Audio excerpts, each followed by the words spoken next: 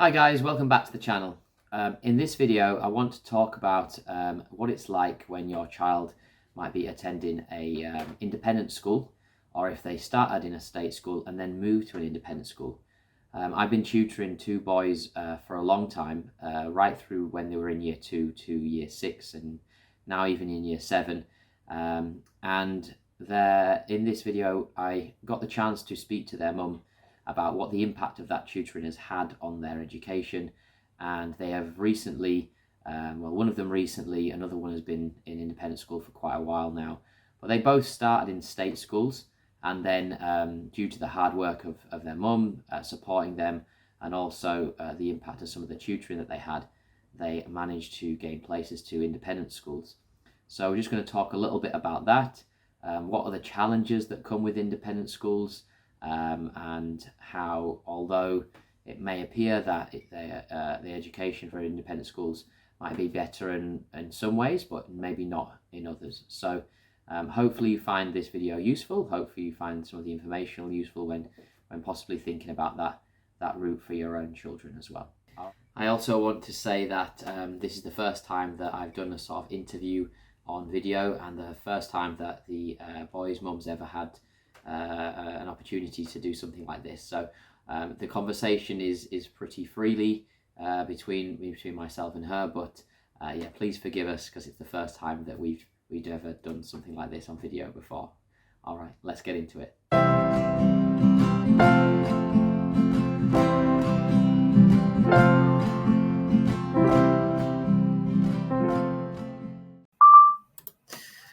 All right, so thank you for coming on, Christina, and thank you for being part of the channel. Really appreciate you taking the time to do this. So essentially, today we're just going to be talking about the independent schools and your sort of experience of independent schools and how you found it, your role, and then also with your two boys as well, their sort of experience in independent schools also. So just, do you want to tell us a little bit about your role within independent schools then? So I'm teaching in the independent school, and I'm a full-time teacher, so I make sure that the students are exposed to a variety of music in the classroom, and making sure that they reach their full potential. So it is very important for education of children that they reach their full potential. Okay, all right. And I know that both your boys, they attend different independent schools. Yes. I know they didn't always, so they sort of started in state schools, didn't they, and then moved into independent schools. What was it like, that process, sort of applying for those schools and sort of helping them to prepare? So it was very important that they have a structure, what to learn and when to learn, and making sure that there is a balance between the learning time and a rest. Also, it was important that they enjoy it, and that the sessions with the tutor are structured in a way that addresses their weaknesses. So that was very important, just a tailored approach, and making sure that they enjoy and engaged with the material provided.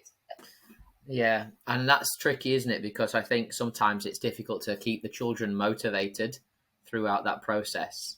Yes. Particularly if it's something that they might not fully understand the benefit of at the time.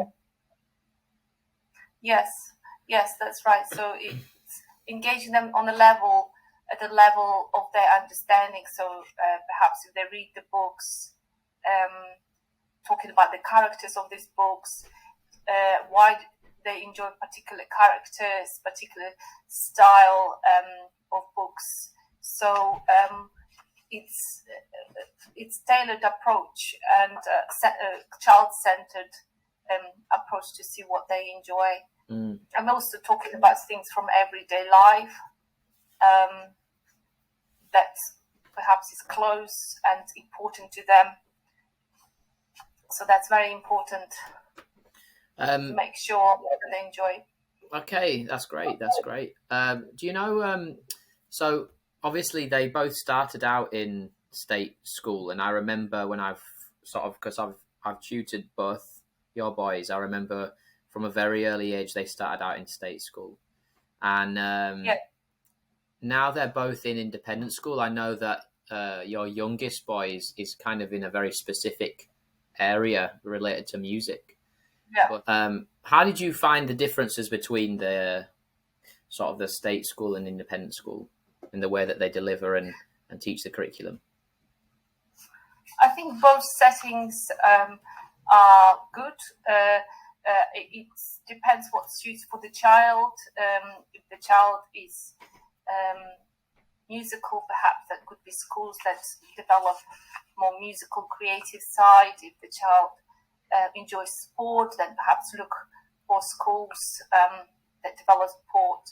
So I think it's very similar that both settings have the goal to develop the child. The difference is perhaps it's just that in the state school perhaps they have bigger class sizes than independent schools, but it's still sometimes when the set is streamed for a particular subject, so the child is still stretched. So it all depends on the individual school. Some state school will offer streaming of children, some independent school will offer streaming or not streaming, so it's all on the individual basis. So the difference would be the provision perhaps of the facilities and access to extracurricular activities, but I think both settings offer the same goal to develop the child. The education and the whole child. So that would be the differences. No, that's great. Thank you. I know that obviously the class sizes is a noticeable difference, but I guess also the provision, like you say, it can be good in both settings. I know a lot of state schools that offer a substantial amount of extracurricular activity, and depending on the staff there as well, if they have specialist staff, they offer significant amounts of activities relating to music and PE and sport. So I guess you can get similar kind of provision in both schools. Only that in the case of your youngest, I guess it's very specific to music, isn't it? So the specialist provision that they have is very specific to music. Okay, so I guess for the people watching on the channel, if you were a parent and you were sort of considering applying for an independent school or considering that as an option, I guess, is there any advice you would give when looking for schools or in the application process, or at what points in their school sort of journey they could apply for that? Because I know that when we've done it before with your eldest, there was a point where he did a 7+ exam, and then later on 11, wasn't there? So could you talk to us a little bit more about that process, maybe? So the process of entry point, there are different entry points, and whether the child is ready for particular entry. So again, it's a child-centered approach to look at the child, whether he's ready to move the schools at a particular point in their education. So the advice would be to look at the child, to know the child well, what suits that child at a particular time of their education, talking to the child, also a good research. Parents need time to research into schools, to visit, also read information, talking to the child what he likes. Maybe perhaps he likes more sport or more creative side. So trying to develop their interest, children's interest. So I would say the advice is it's about time to be aware of the time. To look for credible information on the internet for research. Interesting what you talk about there, because it's I think some parents would think straight away that it's all about their academic subjects and how they feel, how they are academically. But I guess you make an important point there about if the child is going to move into an independent school, it's not just they're moving to an independent school, but they're moving schools and to make sure that your child is ready for that. Would they feel comfortable? Right. Would they feel comfortable, in a different environment? Will it suit them? Will they have worries about leaving their friends behind? And also, you made a very important point about making sure you know what the child's interests are, because I think that's important when you consider children's learning. They only really sort of love learning and really get stuck into it when they're interested in what they're covering, I guess. That's right. Yes, engagement and interest, motivation, as you said previously, because then they will be motivated. Yes, yeah, and I think that's so important, because I think sometimes a child can get really demotivated, and that's not what you want. Okay. So just so there is a 7+ entrance exam, isn't there, for some schools, and then they have an 11+, do they, as well? Well, 11+ is the more common one, isn't it, that people tend to look for at. Grammar schools and for independent schools, so it's quite an important change in children's education when they change the school and then they have to pass the exam. So again, it depends on the child. Perhaps for some children that wouldn't be suitable, to go through the exam and assessment. So it all depends on the child and the purpose of doing the 11th class. But in any case, I always said to my children that we are learning just for learning, for education, for enjoying it. And the exams were a secondary purpose. So it's learning for them rather than learning for exams. So I think, again, it's under that question of advice to parents is to think about that learning in a wider context. That's really important, isn't it? I guess it's not about just passing the exams; it's about learning as a lifelong, as a lifelong method, and something that they will continue to do after they finish their education in schools. You want them to be able to want to continue learning after they've left, and continue pursuing interests that they want to, and to see learning in a real positive way, isn't it? So there is that aspect to it. Okay, that's really good. Thank you so much. So I guess with your experience of independent schools through working in one and also having your boys attend independent schools now, what are some of the challenges that you kind of come across? Because I know your boys are in different kinds of schools. So what kinds of challenges did that pose? The challenges are is to know the best how to support them in their curriculum. So each school will inform us about the curriculum.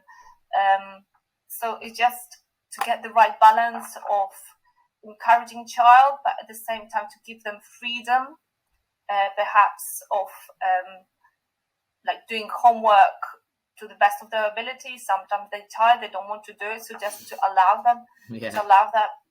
There's so little failures, I think. So these are the challenges, to recognize how much, to support child and how much to give them freedom so that they feel that independence and responsibility if they don't do their homework.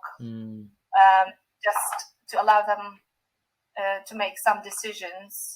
Mm-hmm. and have the consequences. So I would say that's always a challenge, to know how much to interfere and how much to give them freedom. And having that balance, it's a balance, isn't it, almost? Balance. Yes, I found it's always, that's a challenge, kind of parental judgment, how much to interfere, even from the young age. Again, that's difficult, isn't it? You want to get the balance right, because you don't want to interfere too much that you kind of put them off, or you prevent them from developing that independence. Yes. And taking responsibility for those things, which eventually they will have to as they get older. Exactly. Yes. So early on, to allow them some freedom, if they don't do homework to the best of ability, that there are some consequences. That maybe the mark will not be as high for their homework, but that they experience it for themselves, the path. Of doing or not doing homework, or the quality. To leave them a bit more freedom. And what about where things like boarding and non-boarding independent schools? So how have you found that? So, I think, again, both settings are good, depends on the child. And with the boarding environment, perhaps the child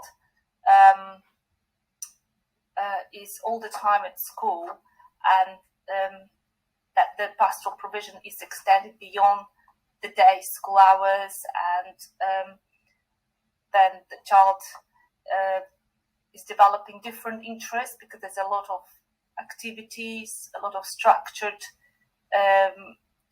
talks and structured seminars. So there's a lot to engage with in a boarding environment. In a day school environment, a lot of things we need to create ourselves, and research about different, like, sporting activities outside school, creative activities, musical activities. So we need to engineer things around the day school, so which is quite creative, but again, it's a time for parents to engineer these activities, to take them, to drive them, to communicate. So there's more time involved into that provision of the day school and extracurricular activities outside school. So this is the difference. That's interesting. I hadn't actually thought of it that way before, but with the children spending longer time at school, the time in between lessons, when you're thinking about them, normally they would be at home, and they would explore interests like football clubs, sports clubs, swimming, gymnastics. They would kind of do those things at home still, wouldn't they, through independent clubs or through things that the day school maybe have organised. But I guess a lot of that is probably done more internally with the boarding schools and already structured for them. Facilities, yes, and there need to be some person who's responsible for doing this variety and the balance of activities, creative, physical, sport, academic, but perhaps for the day school, then the parents kind of has an overview of what the balance is and creates that balance, isn't it? So someone needs to look after that balance. So in the boarding school, there will be a person who oversees at day school. Then the parent probably has an insight into that balance.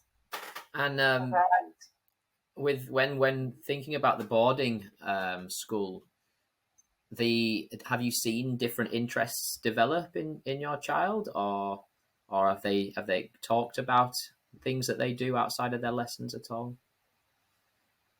Outside the lessons, I think mainly it's sport. I can see that he enjoys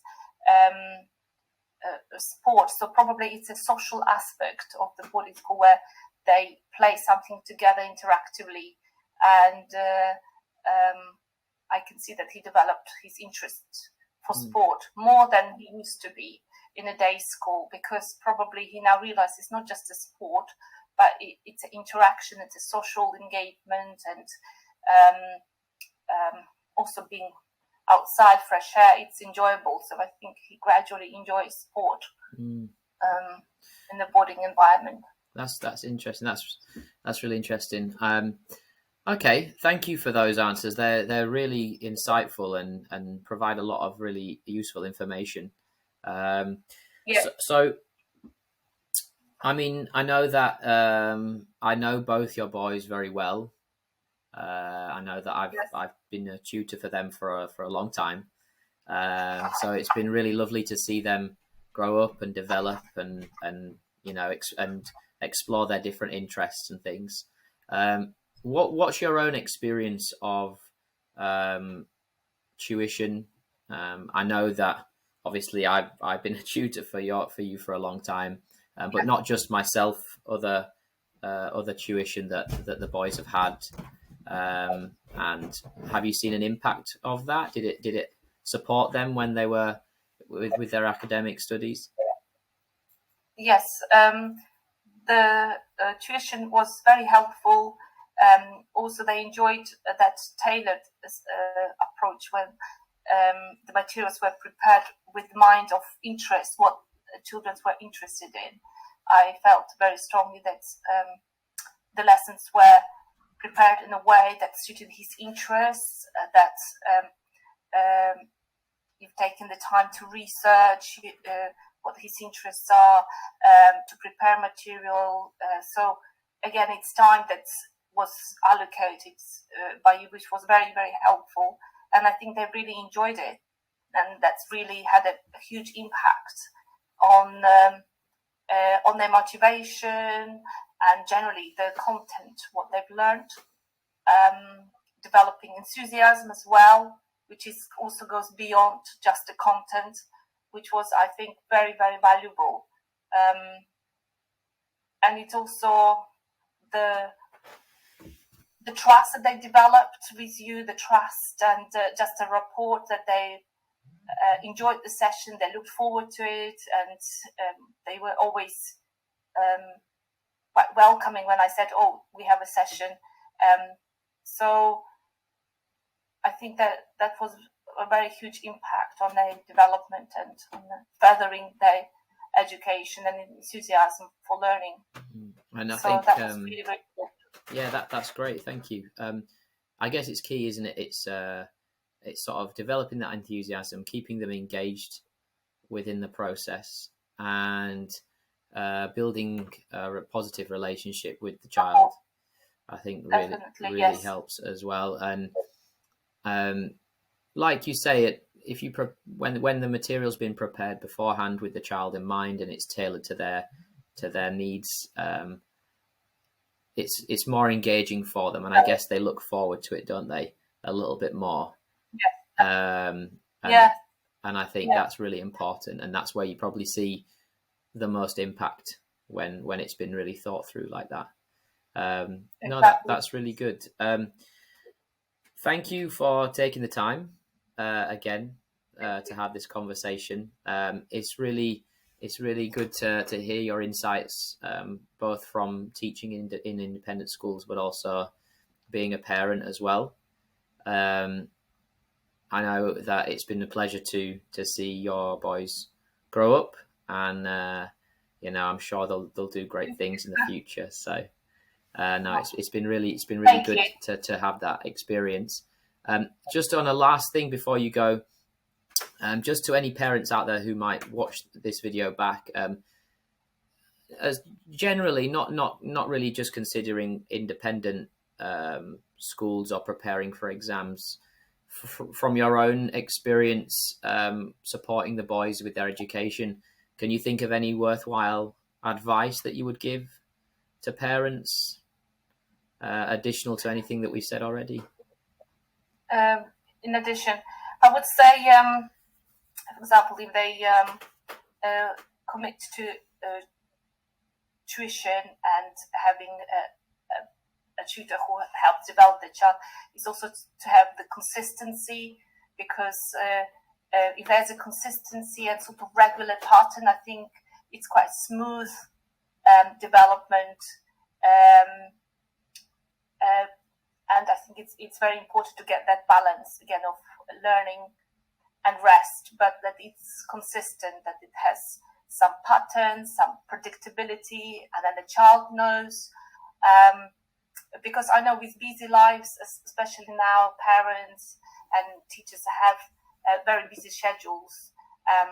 But I think the sooner the parent creates that sort of predictability and the time frame, the better it is for both sides, for the tutor and for parents, to have that rapport and have that predictable schedule. I would say the regularity of the contact, because then it builds up. Yeah. Something that I think that would be I'm still working on it. Yeah, no, of course. There's no perfect. Exactly. There's no perfect way, is there? Yes. I think with these things, and Yes. and life happens as well. So Yeah. you try to be as consistent as possible with these things, don't they? Priorities. But, yeah, yes. Things change. Yes, talking to the child, you already mentioned, to know the child really well, and good rapport also with the tutor, because then you communicate, like we did. We communicated, he's now learning this in the curriculum. Perhaps he could read something about this, or do like if it's a grammar, then some sentences connected to his learning in school. So again, communication is very, very important between parent and the tutor, and parent and the child. Yeah. So, and I think that's something that communication. Yeah, no, definitely. And I think it's almost a three-way communication, isn't it? With the parent and the child's teacher, the child's school. So they get some feedback of how the child is doing in school and the gaps that they may have, or the things that they need to work on next.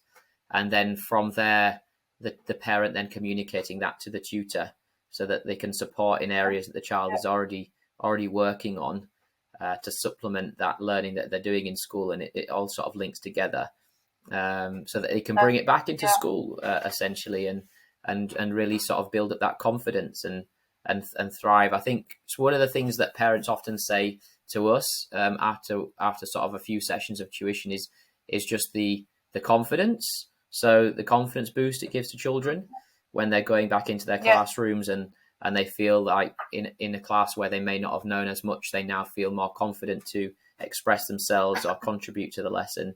And just that small confidence boost is a big help to them. Exactly. Yeah. Confidence. Exactly. That they can bring back in any setting, classroom, state school or grammar school, independent school. But that confidence can be helpful in any setting, definitely. Yeah. Okay.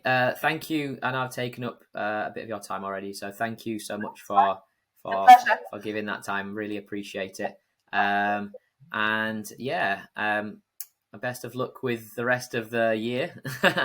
We've got to go back after the Easter holidays soon, so best of luck with that. And thank you very much as well, Charles, for everything that you helped and guided us. Thank you so much. No, that's my pleasure. Okay, take care. Thanks, Christina. Thank you very much. You. Bye-bye. Bye.